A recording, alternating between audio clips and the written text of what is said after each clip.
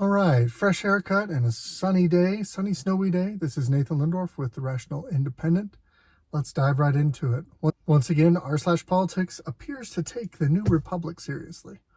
Well, if they're taking it seriously, let's look at it. There's an opinion piece out from the editor of the New Republic, Michael Tomasky, entitled "The Mental Acuity, the only mental acuity I'm questioning these days is the mainstream media's." And when I saw this title, I thought, hold the presses. We might actually be critical of the mainstream narrative machine. Maybe a little bit of sanity. Nope. The idea is simply this. Ready? Well, of course, both the New York Times and the Washington Post led with stories Saturday morning about Joe Biden's age and mental acuity. So what he's challenging is he says the mainstream media, the New York Times and the Washington Post, have the audacity to discuss concerns in a recent report from the DOJ about Joe Biden's mental acuity. And that makes them somehow crazy, foolish, dupes of the right-wing media machine. Silly me for thinking that perhaps we'd have a little bit of sanity. But nope, moving on. The story of Special Counsel Robert Hur's report and its petty rhetoric about the president's supposed memory lapses broke Thursday afternoon. It was the lead story in both papers Friday, but then it was still the lead on Saturday. Even on Sunday, both papers were still chewing over it. This is the 24-hour news cycle. The simple truth is, if there's not a lot of news going on, you're going to keep hitting the same bit again and again and again. Setting that aside, is it not worthwhile to discuss in detail the mental acuity of the man running for president? I think both President Biden should be examined and Donald Trump should be examined. They're old people. Old people have mental lapses. That's a problem. That's something we should be mindful of. But instead, because of political bias, there are so many actors that basically say, no, Trump is perfect and fine and everything's lovely over there. Don't pay any attention to anything he might make a mistake on. Look how terrible Joe Biden is. And you have the reverse. It's just red team versus blue team at that point, and it gets lost in the noise. There are legitimate concerns about both men. As much as I like some of the stuff Donald Trump does, I think it's worthwhile to consider a younger, sharper candidate. I think Ron DeSantis, in a normal year, would have been a pretty solid GOP presidential candidate. I think Vivek Ramaswamy is way outside what the Republican Party wants to do, but I think he resonates with a pretty good portion of the base, myself included. People who are very, very skeptical of federal power and would like to see a drastic pullback on the growth of that Leviathan. Either one of them are young, sharp, they're top-notch candidates in a normal political year. If we replace Trump with one of them, we eliminate the ability for the other side to argue this, well, they're both mentally deficient. Instead, we say, look, our guy's, 46. He's sharp. He's good. No concerns mentally. And your guy's a doddering old fool. Makes a great contrast. But it doesn't look like that's what we're going to get. So this is a very interesting thing. I love editors when they get to wax poetic. We're going to let him speak uninterrupted for a minute and just hear the way he sees the world, because this does echo what I hear from a lot of leftist thinkers and from people who follow leftist politics. This does mirror pretty closely the way they view the world. We're at a fateful crossroads here. On one road, the avenue of responsible sobriety, traveled by the Times and the Post and most of the mainstream media, lies legitimate and necessary dialogue about whether any octogenarian, and this one specifically, is fit to be president. But the other road, the Mad Max Hellscape Expressway, has been taken over by the right-wing media, whose interest is not legitimate dialogue, but the utter destruction of the octogenarian in question. This is not a level playing field, folks. Where those roads meet, the souped-up Hummers of the Hellscape Expressway will overrun the dainty Priuses of Responsibility Avenue. I have my reservations about Biden, and in a better, more mature world, I'd love to air the necessary debate fully. We should have done this in 2020. But in the world we inhabit, dwelling on Biden's capacity, or lack thereof, will frame this discussion in such a way that will accomplish only one thing. It will elect the man who just gave Vladimir Putin a green light to invade NATO allies. What's the greater potential for havoc and destruction in our way of life? The things Biden forgets, or the things Trump remembers? I've written about this a lot. In terms of how the American political media works, we have recently crossed a dark Rubicon. We now live in a world, which I believe we entered after January 6th, in which the right-wing media sets the national agenda and the mainstream media follows. Going way back in time, we had only a mainstream media, the Times and the Post, the Associated Press, and the major networks. In the 1970s, after the famous Powell memo, wealthy conservatives began funding their own media. For most of the last 50 years, even as the right-wing media grew, it remained clear that the mainstream media set the agenda. That is, it determined what we talked about every day, but recently that flipped. Okay, setting aside the overly dramatic and flowery language, the argument he's basically making is that if he, as a leftist, makes any concession to the idea that Joe Biden might have mental faculties that are in question, mental concerns, deficiencies, that's the word. If Joe Biden has any degree of mental deficiency, then that will empower Vladimir Putin to invade NATO allies. No, that's a fever dream. Sorry, that's conspiracy talk. President Biden did not allow anyone to invade anyone. Sorry, President Trump did not allow anyone to invade anyone else in amongst our allies or otherwise in his entire first term of his administration. He's one of the only presidents in modern history that hasn't started any new wars. I think that's pretty good. Pretending that he's some kind of Russian cat's paw ignores the fact that Russia was aggressive under Obama, and Russia was aggressive again under Biden, and Russia was calm and not aggressive during Trump. And somehow, with those being the facts, the narrative spun is if Trump gains power, he'll just be a Russian cat's paw, and Putin will run and ravage his way through Europe. That's one piece of this. Another piece of what he says is basically the world was great during the golden age of journalism when we had only mainstream media and no alternative voices. Almost as if peace could be attained if we could all just in unison parrot the talking points of the day. As he says right here, it was wonderful that the mainstream media determined what we all talked about every day. I'm maybe just contrarian enough to toss out the idea that I don't want one central authority dictating what we all talk about every day. I think we should all be able to talk about whatever we want.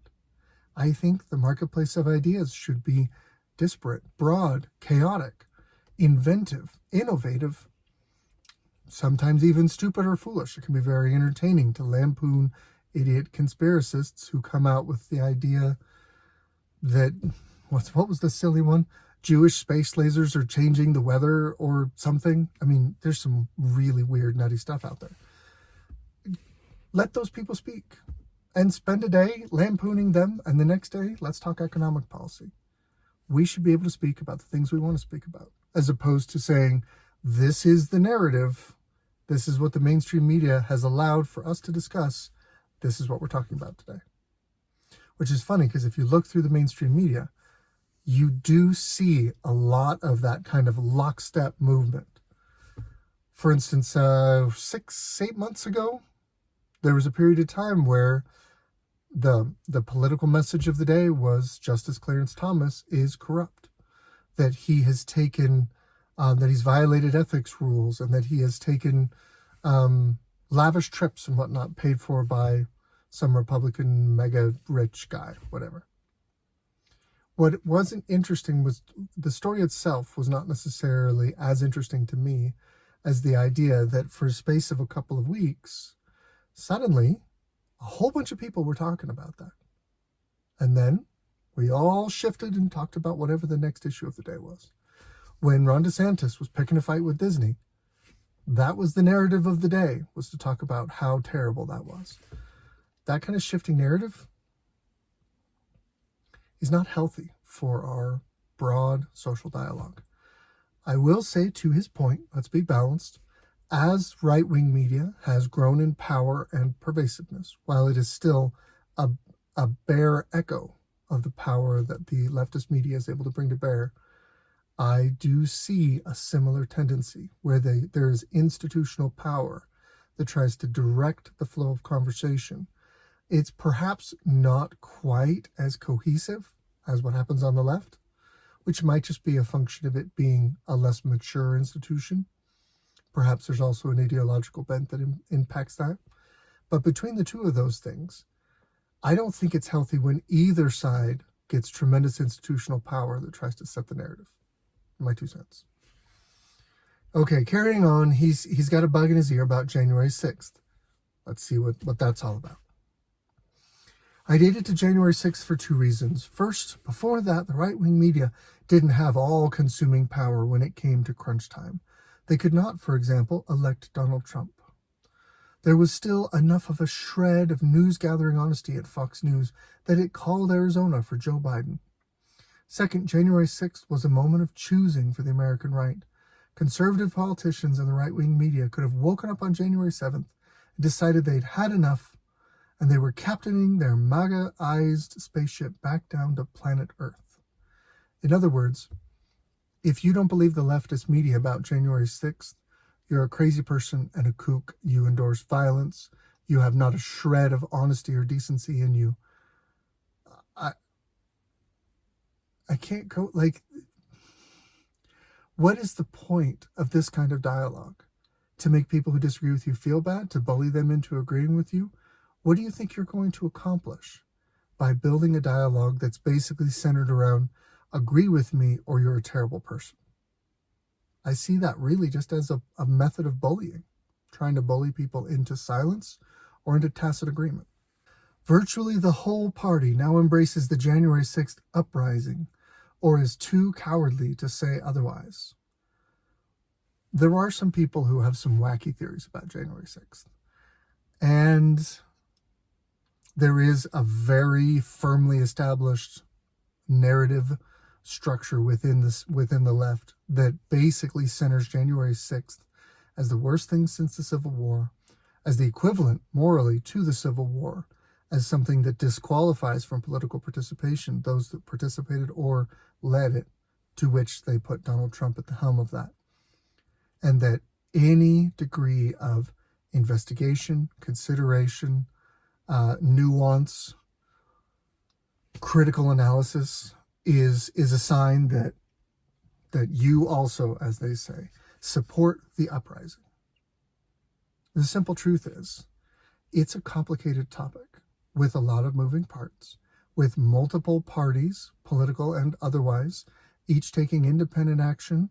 Perhaps there was some coordination behind the scenes from the right. Perhaps there was some from the left. Perhaps there was some from the institutions themselves or from outsiders. I have seen a dedicated effort to avoid actual investigation of January 6th, which tells me that there's something to hide. At the same time, this is my rule with conspiracy theories.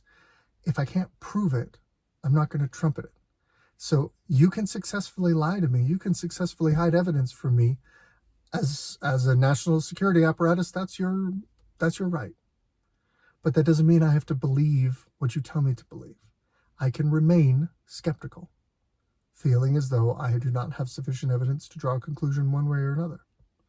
What evidence I have seen points to a narrative that is more complex and not as politically useful as what is being pushed by the mainstream media. That's about as far as I can go with January 6th. I don't think that makes me a crazy person who endorses violence, but I think that this editor would put me in that category. The right-wing media has followed suit, giving us a sprawling and enormously powerful messaging apparatus. Okay, sprawling and powerful, let's hear it is. Fox, Newsmax, One America, Sinclair Radio, Christian Radio, newspapers, prominent opinion journals, and most of the largest social media personalities are somehow part of the right-wing media establishment.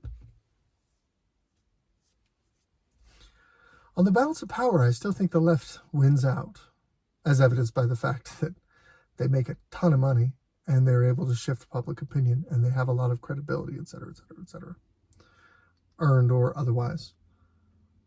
But it also is convenient to say, you know what, Fox and Christian Radio are acting in concert.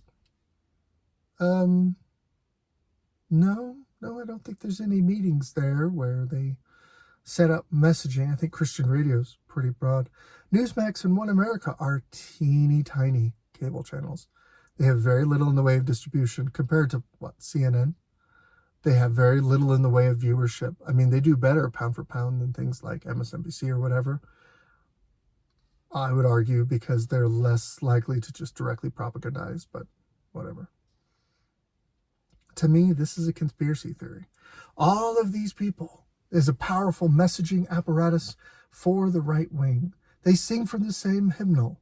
They did before, but January 6th made it more.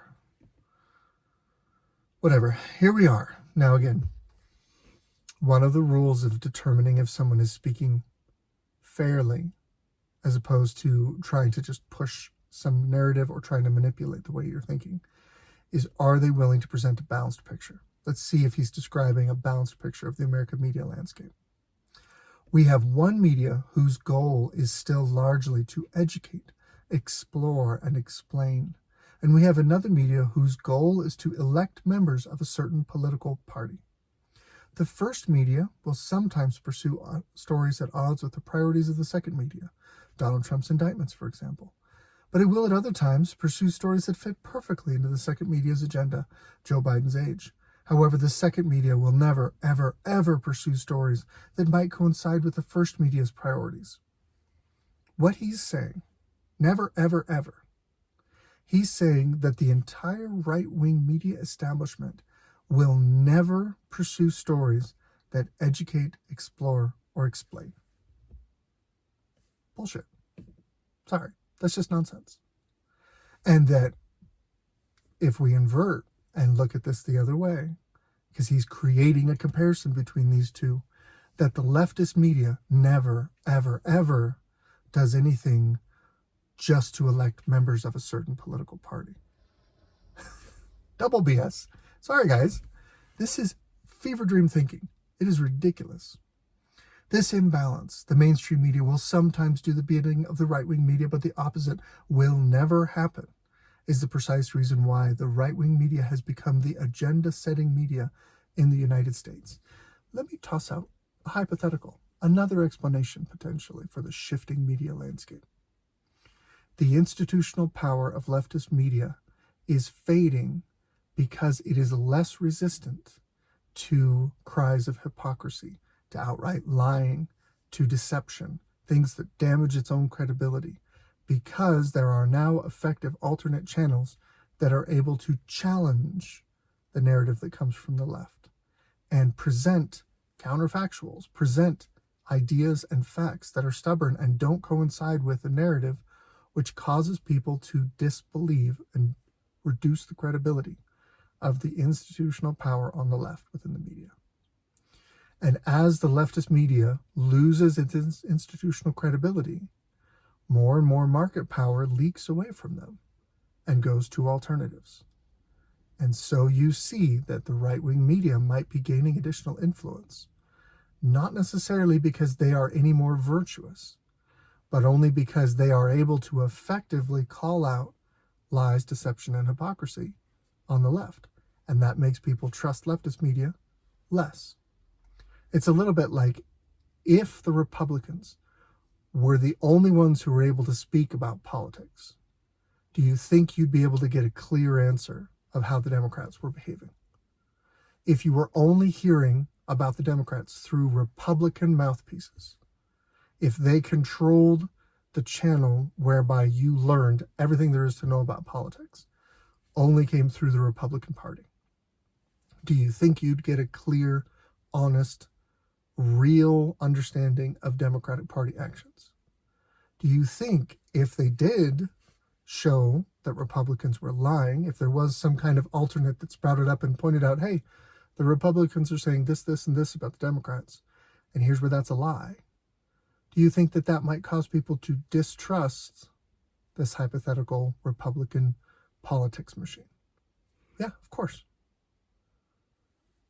That's all we're saying.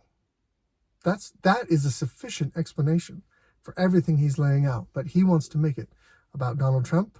He wants to make his side virtuous and victims, and he wants to make the other side the evil oppressors. This is the leftist playbook 101. Make your enemies into oppressors, make your friends into victims, and let the world judge as you've told the story, and you'll get your way politically. It's effective, but it's scummy as all can be. Where does this leave us with respect to the Biden age story? Well, I don't think we should become exactly like them. They're propaganda networks. But sources needed. Citation, please. Where Biden has done wrong, we should say so. Go ahead. Point out where he's done wrong. Oh, you said you can't do that because that will allow Putin to conquer Europe. That's your explanation from earlier in this article. And yes, we should discuss his mental acuity and the political risk it carries. If he loses a few more points in the polls, whether fair or unfair, the topic of whether he can win is totally a fair one. Oh, so we should only talk about that stuff if it impacts the likelihood that a political candidate from a particular party would be elected. Which media apparatus did you say was focused on electing members of a particular party? I don't think you aimed at yourself with that criticism. Interesting. This is one of the things with leftist thinking. Because they embrace cognitive dissonance, they contradict themselves within the same conversation.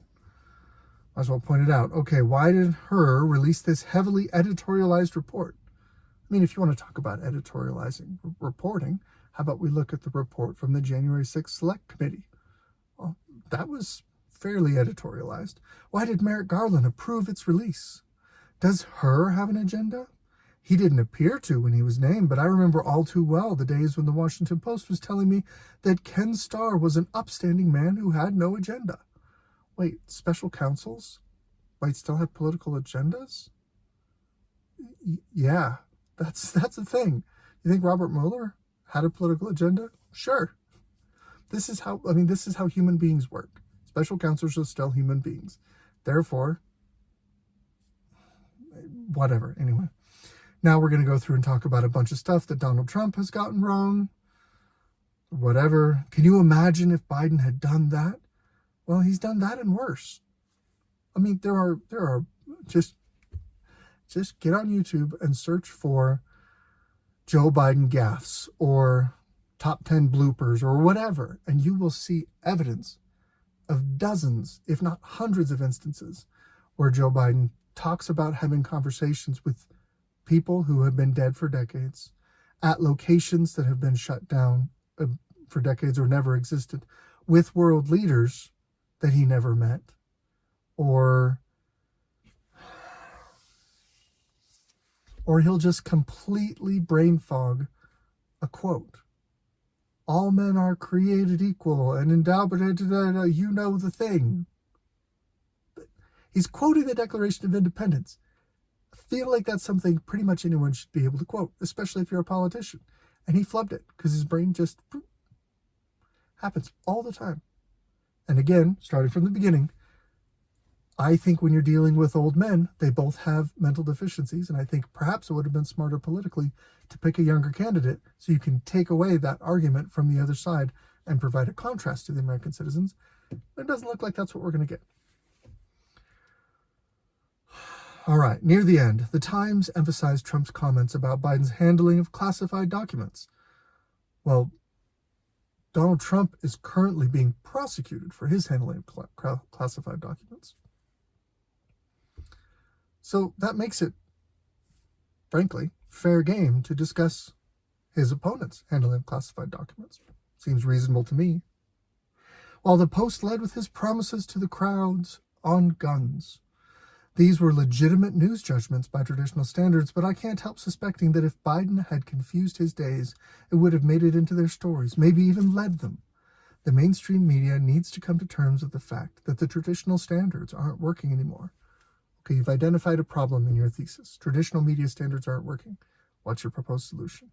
With a candidate who lies, or at least badly exaggerates, nearly every time he opens his mouth, with an avowedly ideological media whose agenda is plainly political, as an independent, I could apply both of those labels to both candidates, and both parties, and both media apparatuses.